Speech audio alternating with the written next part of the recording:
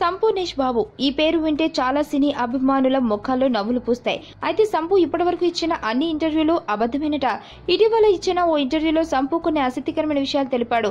నేను జనాల్ని మోసం చేస్తానని, అందుకు నన్ను క్షమించండి అంటూనే తను ఎందుకు మోసం చేయాల్సి వచ్చిందో వివరించాడు.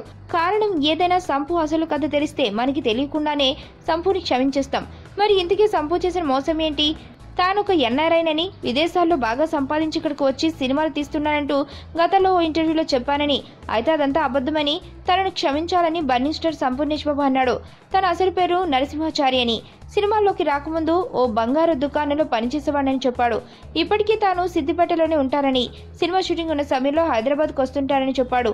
ఊర్లో ఉంటే ఇప్పటికీ సైకిల్పై తిరుగుతానని చెప్పాడు. పిల్లలను కూడా సైకిల్ మీదనే స్కూల్కు తీసుకెళ్తానని చెప్పాడు. సినిమాలోకి వచ్చిన తర్వాత చాలాసార్లు ముఖానికి కర్చీఫ్ పెట్టుకుని ఆర్టీసీ బస్సులో హైదరాబాద్ వచ్చానని తెలిపాడు.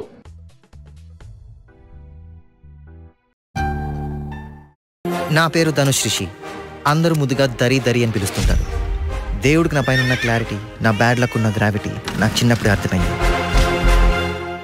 నా లైఫ్లో లక్ ఫ్యాక్టర్ రాంగ్గా ఉండొచ్చు, కానీ లవ్ ఫ్యాక్టర్ మాత్రం చాలా స్ట్రాంగ్గా ఉంది. ఒక మనిషి చేయి చూసి తన జాతకం మొత్తం చెప్పేయగలను.